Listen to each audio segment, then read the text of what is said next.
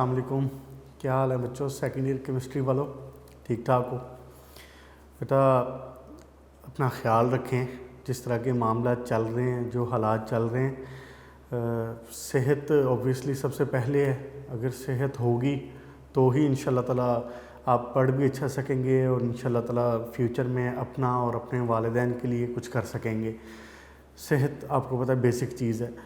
तो बिल्कुल इसी मकसद के लिए आपको इदारा भी इसमें फैसिलिटेट कर रहा है कि आपको घर से बाहर ना निकलना पड़े, कम अज़ कम पढ़ने के लिए। तो इसीलिए आपको वीडियो लेक्चर्स प्रोवाइड किए जा रहे हैं, ऑनलाइन क्लासेस हो रही हैं आपकी, और इंशाल्लाह टेस्ट का भी मामला चलेगा। बल्कि आपका अभी करीब 2 चैप्टर तो ख़त्म हो चुके हैं आपके, तो इंशाल्लाह ताला टेस्ट आपका कोई अरेंज करते हैं, इसमें टेस्ट का भी अरेंजमेंट होगी। तो इसलिए आप लोग घर पे रहें और अपना ख्याल रखें, बाकी दिल लगा के पढ़ते रहें। मुझे कुछ बच्चों ने रब्ता भी किया था, जो कुछ मामला थे, जो कन्फ्यूजन थी, तो ऑब्वियसली अगर इस किस्म का कोई मसला है तो आप उसमें कंफर्म कर सकते हैं, क्लैरिफाई कर सकते हैं चीज़ों को। ओके बेटा, लास्ट टाइम हमने अब 3rd चैप्टर स्टार्ट कर दिया था। एक नज़र पिछले चैप्टर का जो लास्ट टॉपिक था हमारा, उसको एक नज़र देख लेते हैं। क्या था जनाब? वो आपने उसमें जिप्सम और लाइम के बारे में पढ़ा था। 2 चीज़ें थी, और जिप्सम और लाइम की आपने 2 चीज़ें पढ़ी थी। बेसिकली चीज़ें भी 2 थी और इनके बारे में आपने पढ़ी भी 2 बातें थी। एक आपने पढ़ा था कि इनका रोल क्या है एग्रीकल्चर में, और दूसरी बात आपने पढ़ी थी कि इनका रोल क्या है इंडस्ट्री में। ऐसे ही जो सेकंड लास्ट लेक्चर था उसके अंदर आपका जिप्सम कवर हो गया था, और उसमें जो इम्पोर्टेंट टॉपिक थे, जो इम्पोर्टेंट शॉर्ट क्वेश्चन थे, मैंने आपको मार्क करवा दिए थे, साथ में अंडरलाइन करवा दिए थे। उनको अच्छे तरीके से याद कर लें। और ऑब्वियसली ये बात आपको पता है कि आपके जो शॉर्ट क्वेश्चन का पूरा जो कंपाइल करके आपके नोट्स में लिख दिए गए हैं, तो ऑब्वियसली आप वो वहाँ से भी कर सकते हैं। आप एक्सरसाइज के शॉर्ट क्वेश्चन भी करें, एक्सरसाइज के MCQs भी करें, और उसके बाद जो आपका जो लास्ट में हैं जो एडिशनल क्वेश्चंस हैं, शॉर्ट क्वेश्चंस भी और आपके MCQs भी, उनको भी ज़रूर कंसिडर करें, क्योंकि हमारी कोशिश यही है कि आपने 85 स्कोर टारगेट करना है, नॉट लेस देन 85। तो इंशाल्लाह ताला बाकी मेहनत करें, बाकी अल्लाह करीम इंशाल्लाह ताला जितना हो सकेगा। अच्छा जी, लास्ट टाइम बेटा लाइम का एग्रीकल्चर में यूज़ ये हमने देख लिया था जनरली कि कैल्शियम का क्या इस्तेमाल होता है। एक बड़ा अहम इस्तेमाल जो था कैल्शियम ऑक्साइड का लाइम का, वो था उसको सॉइल की जो एसिडिटी थी उसको ख़त्म करने के लिए। ये छोटी छोटी सी बातें हैं, इनको जहन में रखें। अब उसके बाद जनाब अली प्लांट ग्रोथ में उसका फंक्शन था, सिंपल सी बातें हैं, पता है आपको वो। उसके बाद था इंडस्ट्री में क्या इस्तेमाल था। इंडस्ट्री में जो जनरल इस्तेमाल हैं वो तो हैं, उसमें एक शॉर्ट क्वेश्चन जो अराइज हो रहा था लाइम मोटर वाला, वो एक इम्पोर्टेंट शॉर्ट क्वेश्चन था, उसने पूछा हुआ बोर्ड में कई बार। और उसके बाद फिर कैल्शियम कार्बाइड की बात हुई थी, और यहाँ पे आपका हुआ था टॉपिक क्लोज। अब हमने जनाब उसके बाद शुरू कर दिया था चैप्टर नंबर 3। चैप्टर नंबर 3 में हमने देखा था कि अब 2 ग्रुप डिस्कस होने हैं इस चैप्टर के अंदर। एक आपका ग्रुप नंबर 3 और एक ग्रुप नंबर 4, ग्रुप 3A और ग्रुप 4A। याद है ना ये बातें? ये बातें अब पता होनी चाहिए, और रिवाइज करने का मकसद यही होता है कि याद होती जाएं और जहन में रखते जाएं। ग्रुप 3A और ग्रुप 4A ये डिस्कस होने हैं। इसमें हम मेनली सारे एलिमेंट्स को ऑब्वियसली नहीं डिस्कस किया जाता, वही यूज़ किए जाते हैं, वही डिस्कस किए जाते हैं जो आपके लेवल पे इंपॉर्टेंट हैं, जो इंडस्ट्री के लिहाज से इंपॉर्टेंट हैं, जिनका सोशली इकोनॉमिकली कोई इंपॉर्टेंस है, वही डिस्कस किए जाते हैं। अदरवाइज सारे ऑब्वियसली नहीं किए जाते। तो यहाँ पे ग्रुप 3A के एलिमेंट्स ज़रा एक लम्हे के लिए अपने दिल में और अपनी ज़ुबान पे ज़रा दोहरा लें। कौन कौन से हैं? बोरोन, एल्यूमिनियम, गैलियम, इंडियम और थेलियम। तो 4 ग्रुप का मैंने अभी नहीं करवाया आपको, वो भी करवा दूंगा इसके बाद। अच्छा जी, हमने जनाब ग्रुप 3 में जो मेन एलिमेंट्स डिस्कस करने हैं ना, अब ग्रुप 3 के एलिमेंट्स तो 5 है ना, बोरोन, एल्यूमिनियम, गैलियम, इंडियम और थेलियम। इनमें जो मेन जो डिस्कस होंगे वो होंगे बोरोन और एल्यूमिनियम। इनके बारे में हम ज़रा तफसील से देखेंगे इनको। बाकी गैलियम, इंडियम और थेलियम को एज सच डिस्कस नहीं किया जाएगा। अच्छा, ट्रेंड्स पे आए ज़रा, जनरल डिस्कशंस पे आ जाए। पहले चैप्टर की जो शॉर्ट क्वेश्चन एमसीक्यूज़ के हवाले से कोई बात हो सकती है, या वैसी जनरली जो चीज़ें आपको पता होनी चाहिए। अब बातें होती बेसिकली रिपीट ही हैं, लेकिन with the slight changes, with the slight exceptions. Page number 37 पे हूँ मैं आपके टेक्स्ट बुक के। मैंने आपको इसका जो शुरू का पैराग्राफ है, इस पर मैंने थोड़ी सी बात की थी लास्ट टाइम कि अब ये जो ग्रुप है ना, ग्रुप 3, इसमें सारे एलिमेंट्स आपके मेटल्स हैं, मास वाय बोरोन के। किसके? बोरोन के। बोरोन, एल्युमिनियम, गैलियम, इंडियम और थीलियम, ये 5 है ना। बोरोन आपका इसमें नॉन मेटल है और बाकी ये सारे के सारे मेटल है। अब क्या मुझे ये बात रिपीट करने की ज़रूरत है कि मैं इनको मेटल क्यों कह रहा हूँ या मैं इसको नॉन मेटल क्यों कह रहा हूँ? ये बातें बड़ी बार हो चुकी हैं और एक बार फिर दोबारा दोहरा देता हूँ। वैसे जब मैंने ये बात कही है तो आपके जहन में लॉजिकली ये शॉर्ट क्वेश्चन, ये कॉन्सेप्ट खुद से अराइज हो जाना चाहिए। अब जहन में आपके खुद से रिपीट बात हो जानी चाहिए। मेटल्स क्या होती हैं? मेटल्स वो हैं जो कि इलेक्ट्रॉन इजीली रिमूव कर सकती हैं, जो अपना इलेक्ट्रॉन इजीली रिलीज़ कर सकती हैं, जो अपना इलेक्ट्रॉन इजीली लूज़ कर सकती हैं। मेटल्स, जो स्पीशी, जो एलिमेंट अपना इलेक्ट्रॉन रिमूव इजीली रिलीज़ नहीं कर सकती, उसको कहेंगे कि ये क्या है? Non metal. अब मैं जब ये कह रहा हूँ कि बोरोन इसमें नॉन मेटल है, तो इट मीन्स कि बोरोन अपना इलेक्ट्रॉन इजीली रिलीज़ नहीं कर रहा। एल्युमिनियम, गैलियम, इंडियम और थीलियम, ये सारे, ये चारों मेटल हैं। इसका मतलब है कि ये अपने इलेक्ट्रॉन इजीली रिलीज़ कर रहे हैं। तो आपको ये बात पता है कि टॉप टू बॉटम जब हम ग्रुप में ऊपर से नीचे की तरफ आते हैं तो मेटालिक ट्रेंड क्या हो रहा होता है? मेटालिक ट्रेंड इंक्रीज़ हो रहा होता है।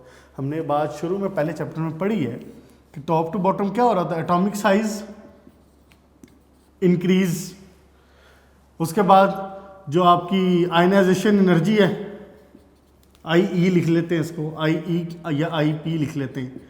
आयनाइजेशन एनर्जी क्या हो रही है? आयनाइजेशन एनर्जी डिक्रीज हो रही है। क्यों? क्योंकि एटॉमिक साइज इंक्रीज हो रहा है। उसके बाद फिर आपका जो न्यूक्लियर चार्ज है वो क्या हो रहा है? वो भी टॉप टू बॉटम डिक्रीज हो रहा है। जैसे जैसे साइज बढ़ता जा रहा है, न्यूक्लियर चार्ज कम होता जा रहा है, आयनाइजेशन एनर्जी या आयनाइजेशन पोटेंशियल कम होता जा रहा है, इलेक्ट्रॉन रिमूव करवाना आसान होता जा रहा है। तो जैसे जैसे इलेक्ट्रॉन रिमूव करवाना, इलेक्ट्रॉन एटम इजीली अपना इलेक्ट्रॉन अगर लूज़ करता जा रहा है और इजीली उसकी जो फिजिबिलिटी है वो इलेक्ट्रॉन लूज़ करने की वो बढ़ती जा रही है, ये करैक्टर उसका बढ़ता जा रहा है कि वो आसानी से इलेक्ट्रॉन लूज़ कर सके। इसका मतलब है कि वो it is going towards the increasing metallic character. तो metallic character top to bottom क्या होता है? इंक्रीज हो रहा होता है। अच्छा जी, अब इसमें बोरोन जो है नॉन मेटल है और एल्युमिनियम, गैलियम, इंडियम, थीलियम क्या है? मेटल्स हैं।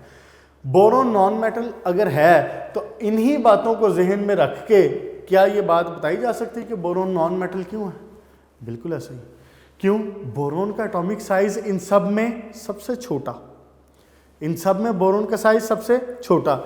अच्छा जी, न्यूक्लियर चार्ज सबसे ज़्यादा, क्योंकि nuclear charge top to bottom decrease हो रहा है। तो इसका मतलब है सबसे ऊपर वाले के पास न्यूक्लियर चार्ज सबसे ज़्यादा हो। हाई न्यूक्लियर चार्ज, इसके लिए मैं कहूँगा atomic size small, nuclear charge high. तो पुत्र जब न्यूक्लियर चार्ज हायर है, न्यूक्लियर चार्ज ज़्यादा है, तो आयनाइजेशन एनर्जी क्या होगी? आयनाइजेशन एनर्जी भी ज़्यादा होगी। इट मीन्स कि इट इज़ नॉट ईजी कि आप उससे एक इलेक्ट्रॉन रिमूव करवा सकें। तो जब आप उससे इलेक्ट्रॉन रिमूव करवाना आसान नहीं है, नॉन मेटल। क्लियर होगी बात? ये जनरल डिस्कशन होगी इसके बारे में। उसके बाद ये देखें ज़रा, the increase in atomic size. इसका जो एटॉमिक साइज में है ना इंक्रीज, जो टॉप टू बॉटम जब हम नीचे आते हैं तो ये कोई बहुत रेगुलर नहीं रहता, बहुत एक ख़ास ट्रेंड के साथ नहीं बढ़ता। उसकी वजह ये है कि जब आप एल्युमिनियम से नीचे आते हैं गैलियम में, तो यहाँ पे डी ऑर्बिटल भी इन्वॉल्व हो जाते हैं, तो इसकी वजह से इसका ट्रेंड बहुत कोई रेगुलर नहीं रहता। लेकिन ओवरऑल जब हम देखते हैं तो हम कह सकते हैं कि इसका ट्रेंड वही है, top to bottom atomic size increasing. अच्छा, ये बात इसने यहाँ पे लिख दी है, ये बात शॉर्ट क्वेश्चन के तौर पे पूछ सकता है। पेज नंबर 37 के ऊपर जो पैराग्राफ है लास्ट वाला, उसकी सेकंड लास्ट लाइन देखें, the increase in the atomic size is not regular in this group, this is due to the presence of d electrons in heavier member which have poor shielding effect than S&P electrons. ठीक हो गया जी। अच्छा जी, next page पे आए ज़रा। Page number 38 के ऊपर एक छोटी सी मिस्टेक है, मेरे पास तो है ये, आप इसको देख लें अगर आपके पास करेक्ट है तो, वरना इसको करेक्ट कर लें। पेज नंबर 38 के ऊपर ये जो टेबल बनाया हुआ है इसने एल्युमिनियम का एटॉमिक साइज 14.3 लिखा हुआ है। 14.3 नहीं है, ये 143 है, यहाँ पे पॉइंट नहीं आना। तो आप देख सकते हैं कि एटॉमिक साइज का ट्रेंड क्या है। बोरोन 85 पिकोमीटर, एल्युमिनियम 143 पिकोमीटर, फिर गैलियम 135, ये थोड़े से चेंजिंग है, और फिर 167 और 170। तो ओवरऑल ट्रेंड वही है, लेकिन स्लाइटली इरेगुलरिटी उसके अंदर मौजूद है। बाकी सारी चीज़ें वही हैं। Ionisation energy top to bottom decrease हो रही है, electron affinity, electronegativity top to bottom decrease हो रही है, बाकी सारी बातें वही हैं। ठीक हो गया। अब आ जाएँ इसकी अकरेंस के ऊपर, और हम इसमें मेनली जो डिस्कस करेंगे वो ओब्वियसली बोरोन और एल्युमिनियम डिस्कस करेंगे। बेटा जो बोरोन है ना, ये अर्थ क्रस्ट में ज़्यादा नहीं पाया जाता, अबंडेंट नहीं है, ज़्यादा नहीं पाया जाता ये। लेकिन इसके कुछ कंपाउंड हैं जो कि इम्पोर्टेंट हैं और इंडस्ट्री में यूज़ किए जाते हैं, तो उसकी वजह से हम इसको डिस्कस करते हैं। उसके बाद दूसरे नंबर पे है आपका एल्युमिनियम। एल्युमिनियम बड़ा इम्पोर्टेंट एलिमेंट है। एल्युमिनियम की प्रॉपर्टीज़ के हवाले से, एल्युमिनियम के यूज़ के हवाले से, और फिर सबसे बड़ी बात एल्युमिनियम के अर्थ क्रस्ट में पाए जाने के हवाले से, इसकी अबंडेंस के लिहाज से। एल्युमिनियम जो है ये अर्थ क्रस्ट में तीसरे नंबर पे पाया जाने वाला एलिमेंट है। तीसरे नंबर पे अबंडेंसी है इसकी। सबसे पहले नंबर पे अगर मैं यहाँ पे अबंडेंसी इन अर्थ क्रस्ट, ये बात मैं इसलिए बता रहा हूँ कि ये बात वो MCQs में पूछ सकता है, और उसने पूछा भी हुआ है। सबसे पहले सबसे जो हाईएस्ट अबंडेंसी है वो है ऑक्सीजन की। सबसे ज़्यादा पाया जाने वाला एलिमेंट कौन सा है? फिर ऑक्सीजन, उसके बाद सिलिकॉन, और उसके बाद तीसरे नंबर पे है एल्युमिनियम। ठीक हो गया। तो ये बात वो पूछ सकता है डिफरेंट तरीके से कि जी मुझे ये बताएं कि जी एल्युमिनियम कौन से नंबर पे पाया जाता है अर्थ क्रस्ट में, इसकी अबंडेंसी क्या है। एल्युमिनियम का पूछ सकता है, सिलिकॉन का पूछ सकता है, ऑक्सीजन का पूछ सकता है, या वैसे बाय नंबर पूछ सकता है कि जी इनका रेशो क्या बनती है, इनका तरीक़ाकार, इनका जो पूरा एक सीक्वेंस है वो क्या बनता है। तो वो ये लिखा भी हुआ इसने पेज नंबर 38 के ऊपर, जो अबंडेंसी है, अकरेंस है, इसके ऊपर सेकंड या थर्ड पैराग्राफ है, इसके अंदर देख लें। अच्छा जी, उसके बाद बेटा ये जो एल्यूमिनोसिलिकेट्स के नाम से पाया जाता है, इनके जो कंपाउंड होते हैं ना बोरोन के भी एल्यूमिनियम सिलिकेट्स होते हैं, यानी कि इसमें एल्यूमिनियम भी है, उसमें सिलिका भी है, उसमें ऑक्सीजन भी है। और इसके बाद जो लास्ट के एलिमेंट थे हमारे पास गैलियम, थेलियम और इंडियम और थेलियम, ये ज़्यादातर नहीं पाए जाते, ये अर्थ क्रस्ट में बहुत रेयर हैं, बहुत कम पाए जाते हैं। अच्छा जी, और ख़ास तौर पे ये जो इनकी जो अबंडेंसी है वो कम भी है, और फिर दूसरी बात ये है कि इनको जब कोई केमिकल रिएक्शंस के नतीजे में एज बाय प्रोडक्ट प्रोड्यूस हो रहे होते हैं, बाय प्रोडक्ट के तौर पे बन रहे होते हैं। ये लास्ट लाइन में लिखा भी हुआ है उसने। अच्छा जी, उसके बाद बेटा अब इम्पोर्टेंट जो बात है ना वो हैं आपकी मिनरल्स और आपकी ओर्स। पेज नंबर 38 के ऊपर ही 2 टेबल नीचे बने हुए हैं टेक्स्ट बुक के ऊपर। मैंने आपको पहले भी लास्ट लेक्चर में भी, लास्ट चैप्टर में भी, जब हमने मिनरल इसकी पढ़ी थी, मैंने आपको उस वक्त भी बताया था कि ये मिनरल आपकी इम्पोर्टेंट हैं। तो ये मिनरल्स आपने विद फार्मूला, विद नेम, और ख़ास तौर पे ये बात कि जी कौन सी मिनरल कौन से एलिमेंट की, इस लिहाज से आपने इसको याद कर लेना है।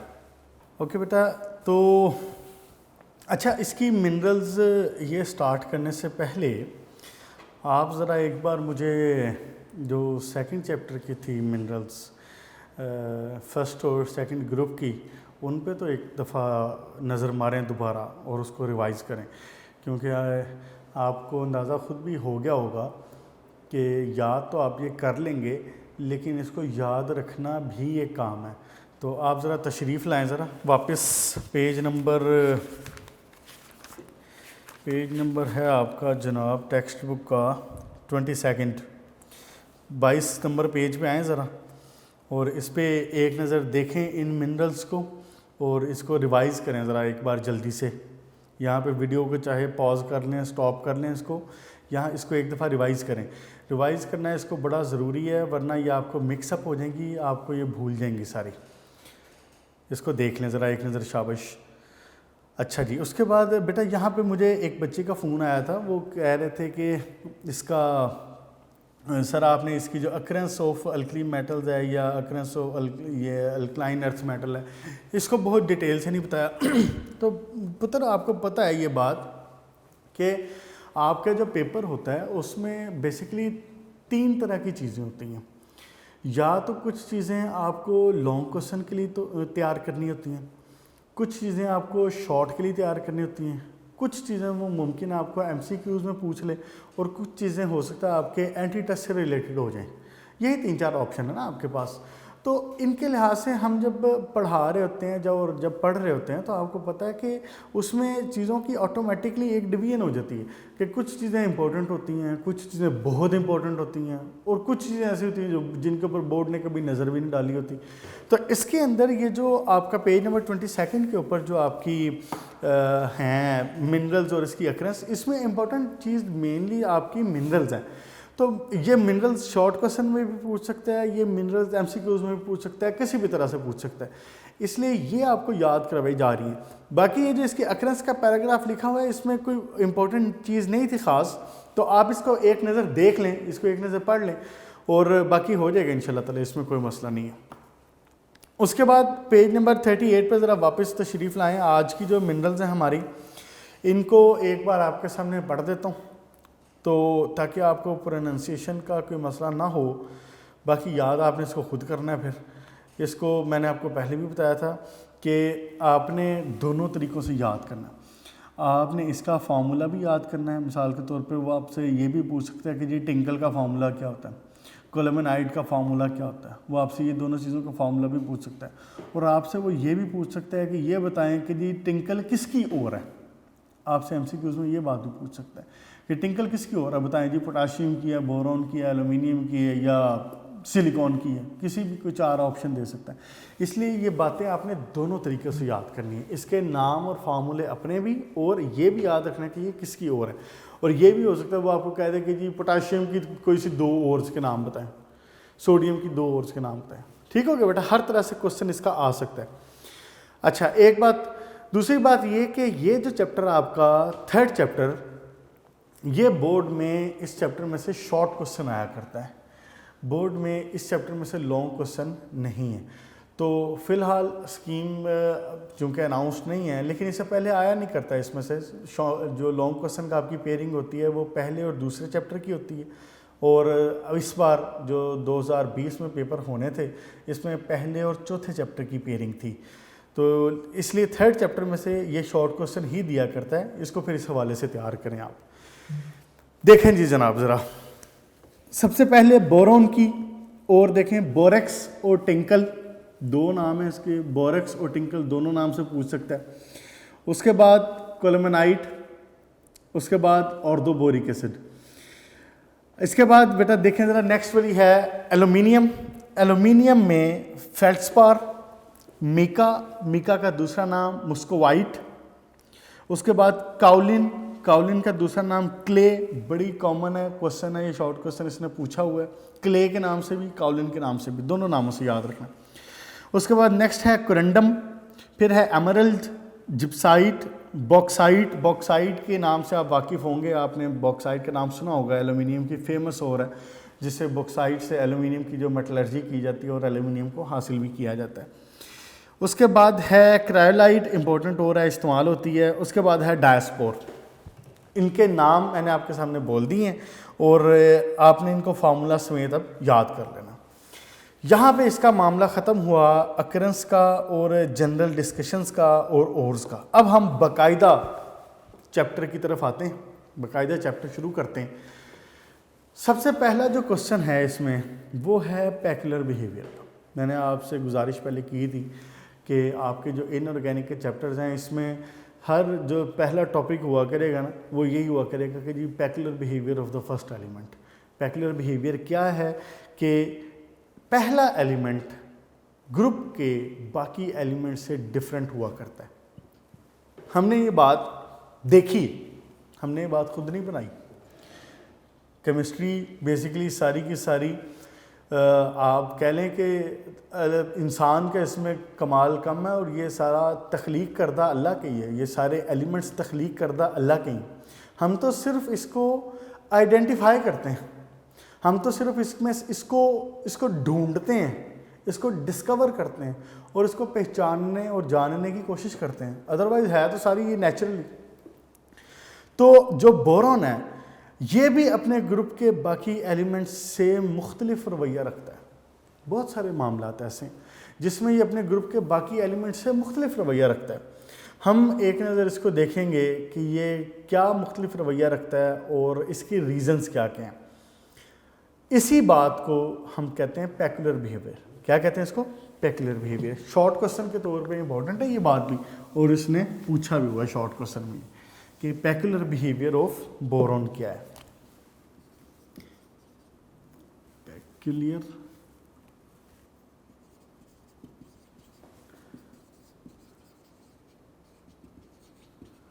बिहेवियर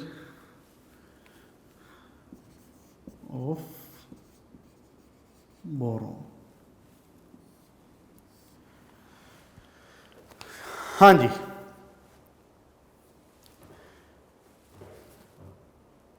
सबसे पहली बात कि इसकी रीज़न क्या है, इसका पैक्युलर बिहेवियर होने की वजह क्या है, क्यों डिफरेंट है अपने बाकी एलिमेंट से, अपने ही ग्रुप के बाकी एलिमेंट से इसका रवैया मुख्तलिफ क्यों है। तो इसकी रीज़न वही क्या, एक स्मॉल साइज स्मॉलेस्ट है इसका ऑब्वियसली। उसके बाद दूसरी हाई न्यूक्लियर चार्ज, और जब हाई न्यूक्लियर चार्ज है तो आपकी जो आयनाइजेशन एनर्जी है वो ज़्यादा हो जाएगी, high ionisation energy. Small size, high nuclear charge और हाई आयनाइजेशन एनर्जी। देखें ज़रा, सबसे पहले पेज नंबर 38 में आए पैक्युलर बिहेवियर में। ये रीज़न्स हैं बेटा जिनकी वजह से इसका पैक्युलर बिहेवियर हम पढ़ते हैं बोरॉन का। ये डिफरेंट है अपने ग्रुप के बाकी एलिमेंट से। अब आ जाए इसके पैक्युलर बिहेवियर के ऊपर। सबसे पहले आप पेज नंबर 38 पे आ जाए ज़रा, जहाँ पे लिखा हुआ है, और मैं आपके सामने इसमें से पढ़ भी देता हूँ। ये करीब 5 पॉइंट इसने लिखे हुए हैं, कोई 2-3 पॉइंट में एक्स्ट्रा आपको बता दूंगा, और बाकी ये सारी बातें इस तरह से जहन में रख लें।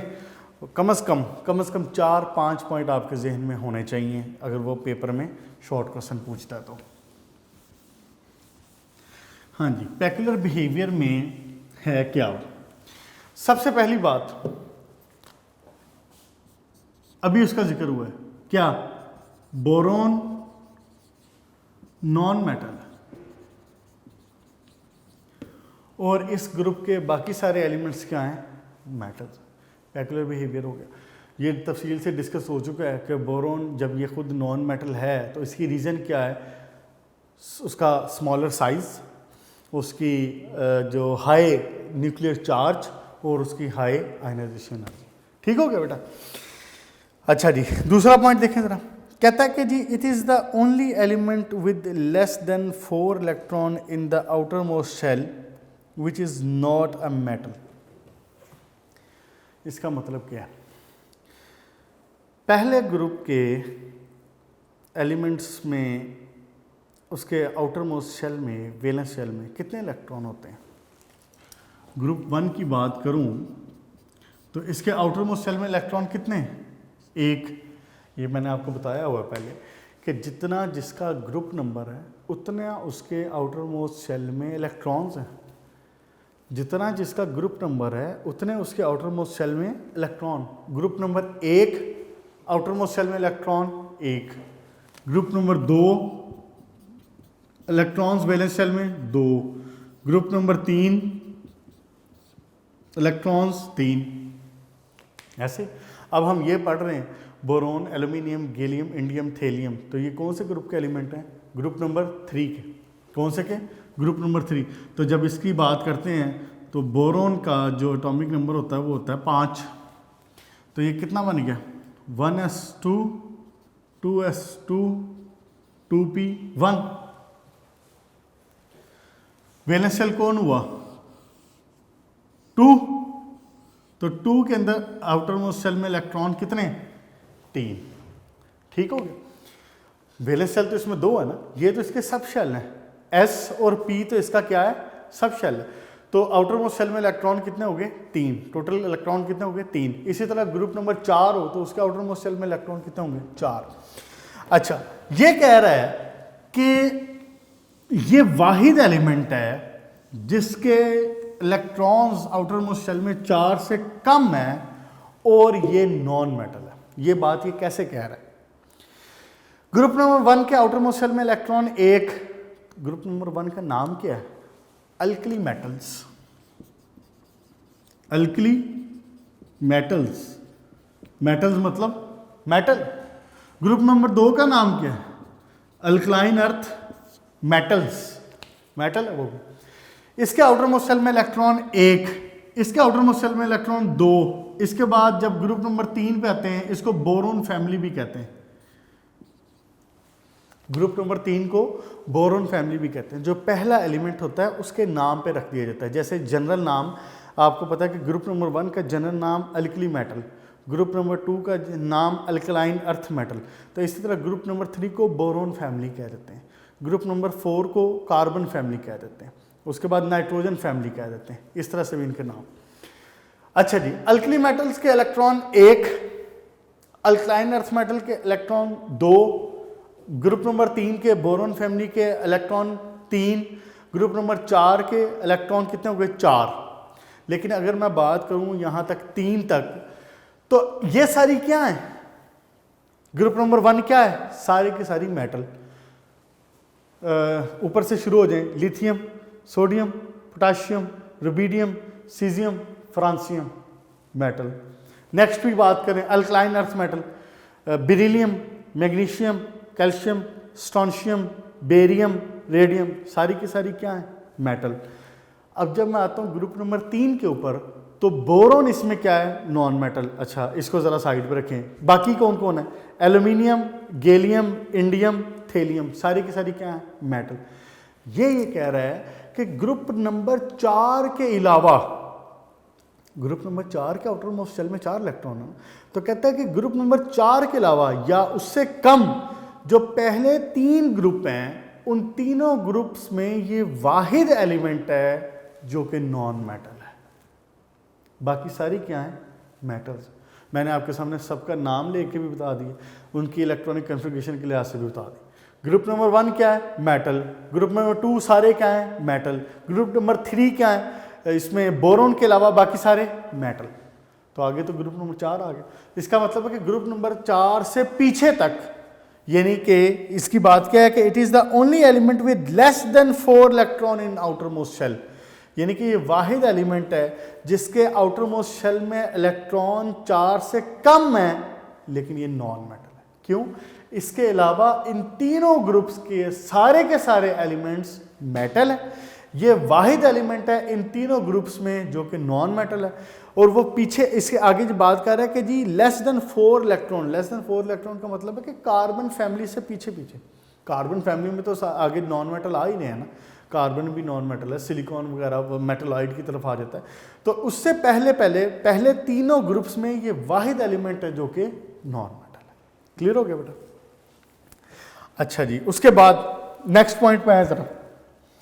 नेक्स्ट पॉइंट में कहता है 39 पेज पे आए, कहता है कि boron always uses all the three of its valence shell electrons for bonding purpose and its common oxidation state is +3 and -3। इसके कहने का मतलब ये है कि जो बोरॉन है ना, ये अपने तीनों इलेक्ट्रॉन्स यूज करता है आउटर मोस्ट शेल के 1s2, 2s2 और 2p1। अगर आपको याद हो तो आपने अपने फर्स्ट ईयर के 6 चैप्टर में आपने VBT वेस्पर ये पढ़ी थी, थीरीज पढ़ी थी, MOT भी पढ़ी थी। तो उसमें आपने, उसके बाद आपने हाइब्रिडाइजेशन पढ़ी थी, sp3, sp2, sp हाइब्रिडाइजेशन, सारी कुछ आपने पढ़ा था। उसमें आपने ये देखा था कि वहाँ पे BF3 का जो कंपाउंड था, BF3 के कंपाउंड वहाँ पे डिस्कस हुआ था। ये एक इलेक्ट्रॉन यहाँ से जंप करवा के लाया जाता है P के अंदर। बोरॉन इस एक इलेक्ट्रॉन को एक्साइट करवा के ले आता है किसके अंदर? P के अंदर। अगर इसको ओपन करके लिखूँ तो Px, 2py और 2pz है। तो जब इस एक इलेक्ट्रॉन को जंप करवा के यहाँ पे लाएगा तो अब क्या हो जाएगा? एक इलेक्ट्रॉन 2px में हो गया, एक इलेक्ट्रॉन 2py में हो गया, और यहाँ पे क्या रह गया पीछे? एक। इसका मतलब है कि बोरॉन 3 बॉन्ड्स बना सकता है। तो बोरॉन 3 बॉन्ड ही मोस्टली बना रहा होता है। इसकी वैलेंसी मोस्टली 3 ही होती है, +3 होती है मोस्टली। 1 एक इलेक्ट्रॉन ये s में, एक इलेक्ट्रॉन ये वाला और एक इलेक्ट्रॉन ये वाला, इसीलिए ये कंपाउंड BF3 बना रहा होता है। वहाँ पे आपने इसकी शेप भी पूरी पड़ी हुई है। तो ये कंपाउंड BF3 क्यों बना रहा है? क्योंकि बोरॉन 3 बॉन्ड्स बना सकता है। इसकी कैपेबिलिटी कितनी है? 3 बॉन्ड की। इसीलिए फिर इसकी ऑक्सीडेशन स्टेट +3 ही होती है मोस्टली। लेकिन सम टाइम इसकी ऑक्सीडेशन स्टेट वेरी करती है। कुछ कंपाउंड्स में -3 भी है, कुछ कंपाउंड में -5 के करीब भी जाती है। लेकिन आपकी बुक में चूंकि उसने सिर्फ +3 और -3 का जिक्र किया हुआ है, तो आपने इसको +3 और -3 ही बताना। वरना -5 का भी कंपाउंड होता है एक, वो है Al3 बोरॉन कार्बाइड, यूं करके ये बना। अब इसके अंदर ऑक्सीडेशन स्टेट अगर ज़रा निकालने आप, ये फॉर इंफॉर्मेशन आपके, कि बोरॉन यहाँ पे अब कंपाउंड कितनी बना रहा है ऑक्सीडेशन स्टेट, यहाँ पे इसकी हो जाएगी एल्यूमिनियम की होगी +9 मैंने कैसे निकाली है? एल्यूमिनियम, एक एल्यूमिनियम की +3 और 3 है तो +9 होगी। तो +9 होगी तो कार्बन की कितनी होगी? -4 और इसकी कितनी होगी? -5। बोरॉन की -5 होगी। तो बहरहाल, लेकिन चूंकि उसने आपकी बुक में बताया हुआ +3 का और -3 का, तो हम इसको वहीं तक रखेंगे। आप इसमें यही लिखेंगे कि बोरॉन की जो ऑक्सीडेशन स्टेट है वो वेरी करती है बिटवीन द +3 एंड -3। ये पॉइंट आप इसको बता देंगे कि जी boron always uses all the 3 electron of its valence shell for the bonding purposes, and इसका जो कॉमन ऑक्सीडेशन स्टेट है वो +3 और -3। ठीक हो गया बेटा, यहाँ तक इसको रखें। यहाँ तक आपके 3 पॉइंट हो चुके हैं, और आपके शुरू की जो अकरेंस था वो हो गया, और पेकुलर बिहेवियर के 3 पॉइंट हो गए। बाकी इंशाल्लाह ताला इसको हम नेक्स्ट लेक्चर में कंटिन्यू करेंगे।